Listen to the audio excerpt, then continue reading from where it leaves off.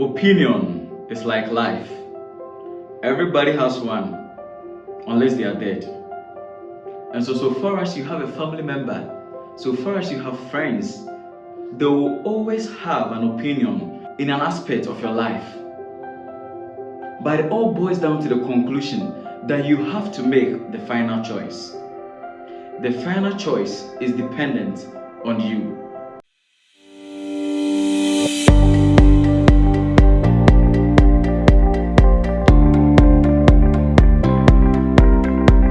When I was a child, I was always saying something to represent something. When I was asked what I wanted to become in the future, I quite remember sometime I wanted to become an engineer, sometime I wanted to become a teacher, because I wasn't sure of what I wanted to become. So whenever we were asked, I said something only to represent something. You know, in this African setting, especially in Ghana, I don't believe the percentage of parents who ask their wards what they want to become right from childhood are even more than 1%. No, they wouldn't be. We only come to face this question whenever we are supposed to write an essay about who we want to become in future. That's when we face this question. And so we don't really think about what we want to become right from childhood, because in class I was only saying something to represent something. But I realized that I wasn't the only person who was saying something to represent something. I realized most of my classmates were also the same as I was, because they never became what they wanted to become. Somebody wanted to become a teacher, but he ended up becoming an engineer. Somebody wanted to become a doctor, but she's a nurse now. And so I realized that we never aspired to become what we wanted to become. We are only saying something to represent something. I want you to know that no matter who you are, even when you are a child, you have a choice to make.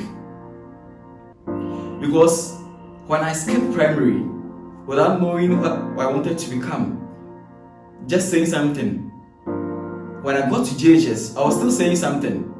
But I chose to learn science in SHS because I liked my science teacher and then my maths teacher. I also liked my English teacher, but I wasn't good at English grammar. So I didn't want to become an English teacher or something, no. I chose to study science. But I didn't actually know what I wanted to become in future. I went on to SHS, and then I still didn't know what I wanted to become in future. I was just doing my best, what I could to pass and all that. But I was faced with this question in a reality when I completed SHS and when my results arrived. Now the question wasn't what I wanted to become. The question was, what can I do with the results I have? I know I'm not the only person who's gone through this process before. Probably a lot of us go through them as well. But I want you to know that I skipped this question when I was in primary. JHS, I skipped it. SHS, I skipped it. But right after SHS, I had to make the final choice. I couldn't skip it anymore. So no matter who you are, even if you are a child, there are decisions that your parents take for you, but there are some other decisions that you take yourself. That's why a child can be stubborn. Your parent can tell you not to do this, but you choose to do it. And that's your choice. So no matter your level of life, no matter who you are, you make decisions.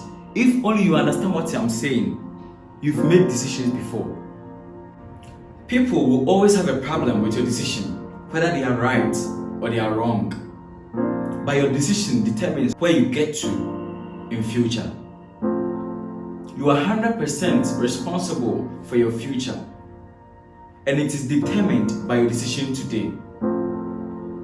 I always say that this dispensation has the highest opportunity to flourish, but in the same vein, we also have the highest opportunity to fail and remain a failure. Do you know why? Because it is easy to fail.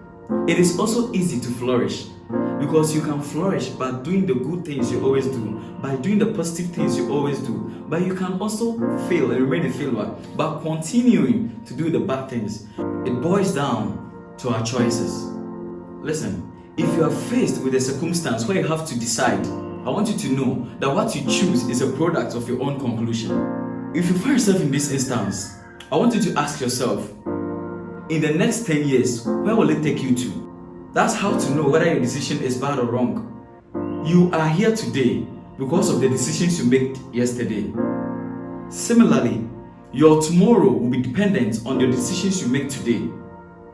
And so your decisions today can take you to a designed destination or an undesigned destination.